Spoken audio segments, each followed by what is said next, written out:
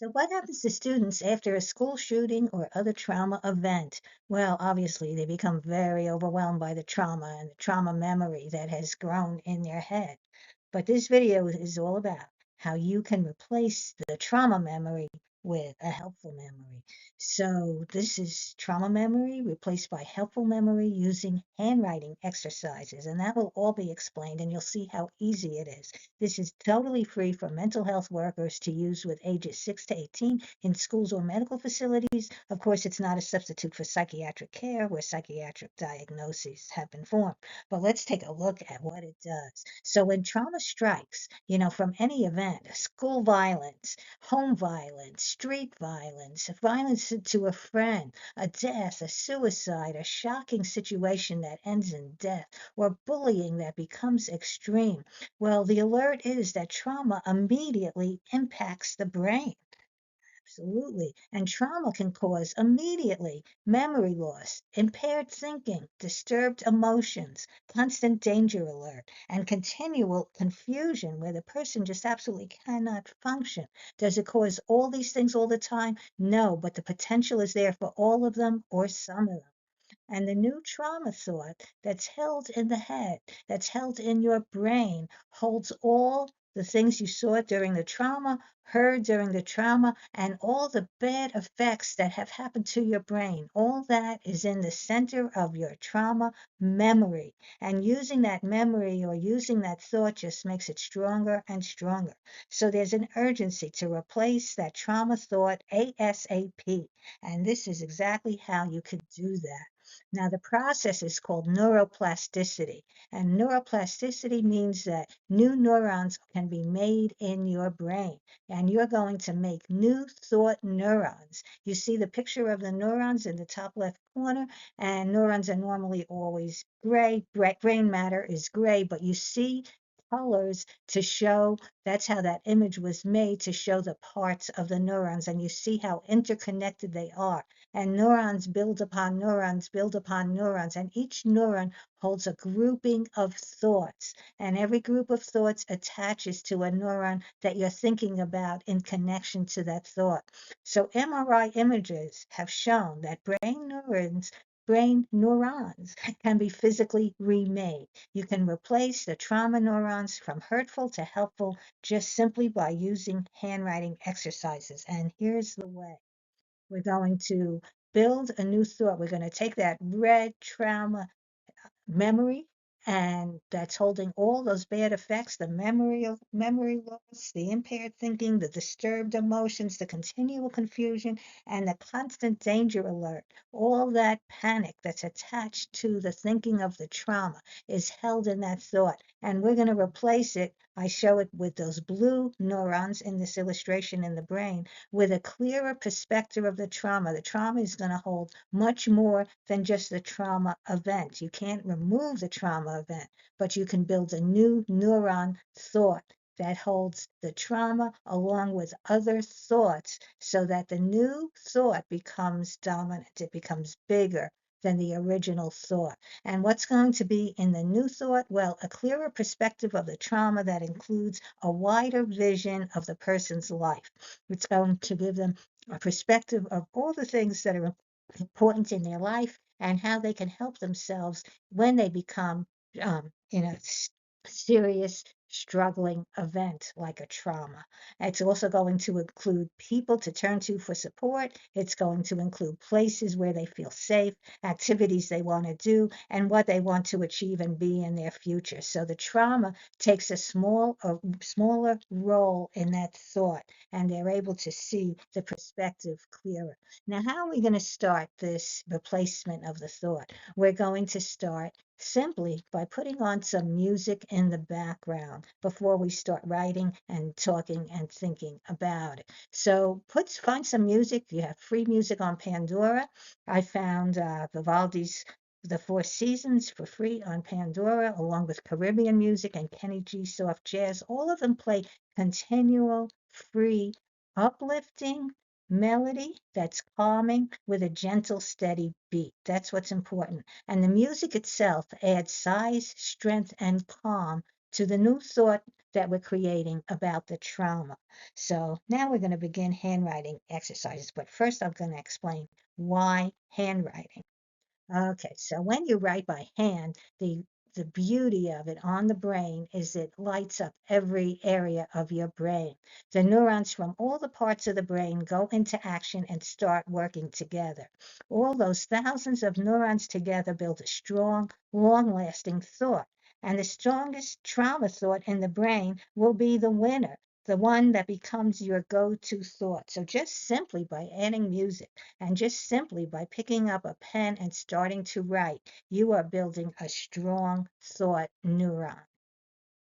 And how does it specifically work in the brain? Well, the frontal lobe is where, for what you're going to be writing on the paper, all your thinking decisions, your signals to the muscles to start writing, those neurons become part of the thought. How to position letters and words on the page and from the parietal lobe, those neurons all become part of the thought. Planning the shapes and sequence of written letters that you do in your occipital lobe, all those neurons you're going to be using become part of the thought. Adding senses, your smell, your sight, your hearing, your taste, your touch, all the senses that are added to the ideas you're going to write, all those neurons become part of the thought. And then the cerebellum does so much. It coordinates every single arm, hand, and muscle and finger muscle movement for writing. It's huge. There's so much happening just to make the formation of the letter that requires all that coordination. So all those thousands of neurons are working at once and become part of that memory. So, okay, so you see, we have the music in the background, and we're going to be provided with pen and lined paper, and you're going to say to the single person or the few people around you, let your scared feelings settle down. So they have the thought of the trauma in their mind as they're going through these exercises. And the first exercise, you see how simple it is. They're going to make circles, lines and lines of circles. The more times they do it, the stronger the neurons that created those circles will become. And you're going to say, try to touch baseline and make them the same size. And what does that do? Well, touching baseline, I'm trying to make them the same size. That exercise absolutely increases focus, it increases self-control, and it increases the stability of emotions held inside. So that's how simple it is. You just keep drawing circles. Whenever you're upset, you can also just sit and draw circles and it will calm you down and increase your focus and increase your self-control and increase your feeling of emotional stability. Okay, now we're going to move on to exercise 2. Wavy lines unblock and release anxious feelings. So what are you going to say? You're going to say, think of ocean waves as you write. And if they're just waving their lines across, making wavy lines across, and thinking of ocean waves, they will naturally unblock and release their anxious feelings. And again, each repetition of line just makes that stronger and stronger. Now on to exercise 3. So exercise 3 is a series of loops, and the loops are going to be separated. And loops themselves, when they're written by hand, they process feelings by separating your jumbled feelings, and you're going to say, separate your jumbled feelings and think of words to describe your feelings, whether the words are angry, upset, scared, confused, whatever words come into their minds, that's going to help them identify and understand the feelings that they're having at that time.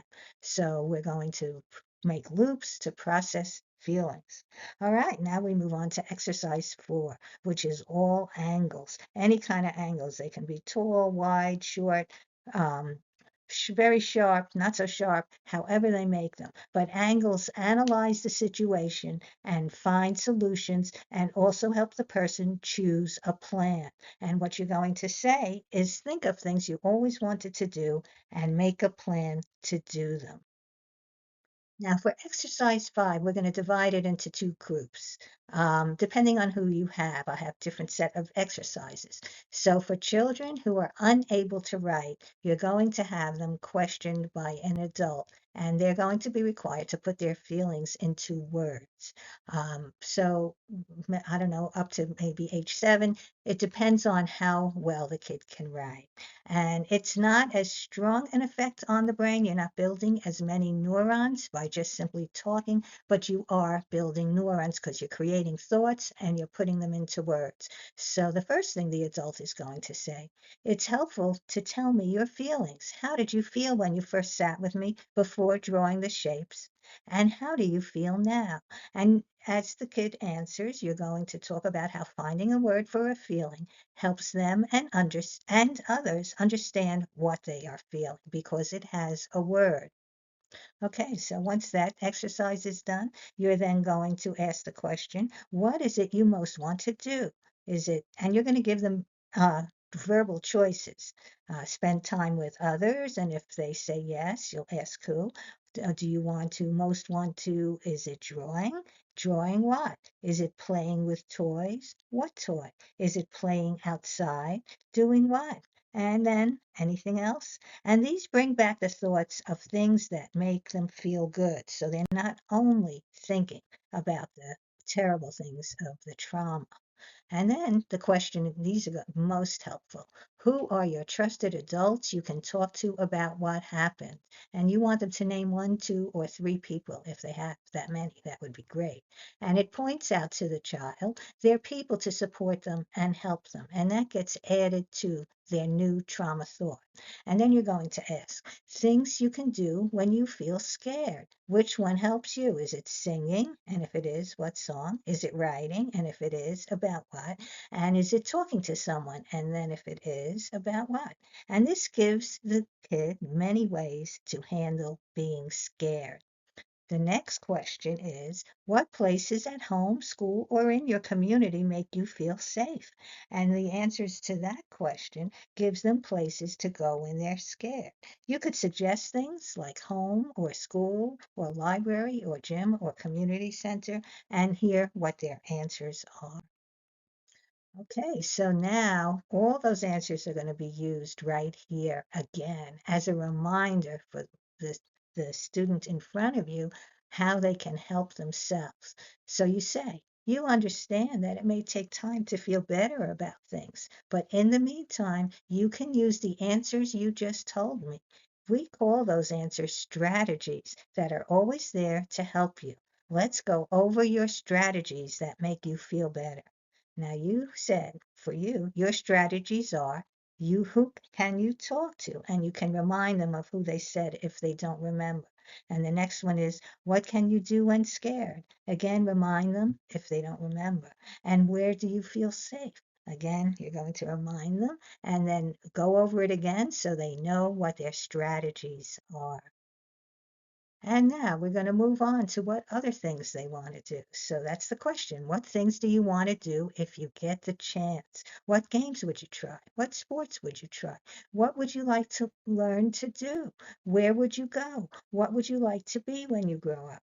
When you are ready, will you make plans for all those things? So all those questions put the child into a mindset of moving on to their future.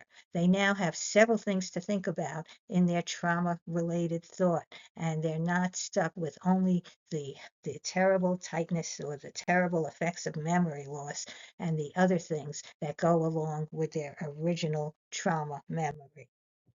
Now, for older children, now, of course, they're going to be writing, older children and teenagers, they're going to use their own expressive writing to put their feelings into words. And because they're using handwriting, the effects are going to be stronger in their new trauma memory because they're using so many more neurons from inside their brain just to create the written words on the page. So, of course, if there's similar questions, and the first one is, there are caring people who want to understand my feelings. Who do I feel comfortable talking to? And what do I want to tell them? And they're going to write their answers themselves. And every time they write, they're building up a stronger and stronger network of thought. Neurons are building upon neurons with every word they write. Second question, what do I want from others? And they're going to answer at least 2. to listen to me about, or to give me advice on, to take me to and name the places, to spend time with me doing, to help me draw or create, to tutor me in, to watch me doing, to guide me to a career, and ask them it's on the page to write down what career. So their thoughts are moving, moving, moving, and moving them forward. Again, we're going to ask questions. People I feel safe with at home, school, or in my community are, and they're going to write it. Places where I feel safe in my home, school, or community are, and they're going to write it. Who can I call in an emergency? Well, older kids can do that, and they should have it in that memory, so it's always there for them to recall and call people when they can in an emergency. Where can I go in an emergency? That's another thing they need to keep stored away in order to feel safer in the future. And then they get the same number 7. I understand it may take time to feel better about things. In the meantime, I can use my strategies that I just wrote in 3, 4, 5, and 6. My strategies are always there to help me. And we're going to have them write their strategies. My top 4 choices of those strategies are, well, for this girl, I feel comfortable talking to my sister and my mom. I can ask my sister to go to the park with me. And people I feel safe with are my mom, my soccer coach, and my teacher. Places I feel safe are my bedroom, the gym, and the library. And this is all handwritten by this person, and she has just built up a huge network of strategies and places and things to do in an emergency that can help her in the future. And now she's going to answer questions. What do I want to do in the future? Places I want to see are, things I want to try or learn are, careers that interest me are, and all that becomes part of this trauma thought process and network that's new and built up in her mind and is just so strong by now. And then for older students, they're going to do this affirmations exercise. They're going to be asked to write these things every day for 10 days. And even if they only write it once or twice, it builds up attached to this thought process every time and just gets stronger and stronger. And the things we ask them to talk about or write, these are their affirmations. I choose to focus on the positive things I can do. I have the strength to heal from painful events and move forward. I deserve to feel safe and secure. I am safe and surrounded by support. It is okay to take my time to feel better. I can seek help and support when I need it. I can talk or write about my feelings anytime. And if you have the opportunity, ask them to read these things out loud as well. And this is another thing you can have kids take with them and do in the future is print out this page or what's written on this page to keep in their pocket. And what does it say? And when they look at it every time, this is what they'll read. Remember, it will take time to fully deal with what happened. When you feel like talking about it, find someone nearby to talk to. When you feel like writing about it, drawing about it, or singing about it, just do it. Expressing your feelings helps you and others better understand what happened. Don't hide your feelings, share them. And this is something you want written down in their pocket for them to look at again and remember. So let's sum up what we just talked about. When trauma strikes, okay, you now have this process to help children and teens rewrite their trauma memory with a helpful memory that processes feelings into words to more clearly understand what happened. The new memory includes people and places where they feel safe and know where to go for support, and contains plans for moving forward, keeping in mind what else matters in their life. And this is a note from me, Judy Kaplan, as Vice President of the American Handwriting Analysis Foundation, a wonderful organization that looks at the benefits of handwriting from all different directions. I was fortunate to receive much input from members who are both certified handwriting analysts like myself and also licensed mental health therapists. I am most grateful to them all for their astute recommendations that they gave me, and their recommendations were added to my own neural network on this topic. So my thought was greatly enhanced and grown by what they taught me and told me to consider. So thank you for watching How to Replace Trauma Memory with a Helpful Memory Using Handwriting Exercises. This process was copyrighted by me in 2025, and I did that so I can keep control over it and keep it completely free for anyone who wants to use it. So this video, along with the PDF of instructions and worksheets to use, are on my website, judykaplanbooks.com, and also my email address, judykaplanbooks@gmail.com. You can write to me anytime with further questions. So thank you for watching, and my best wishes to you all.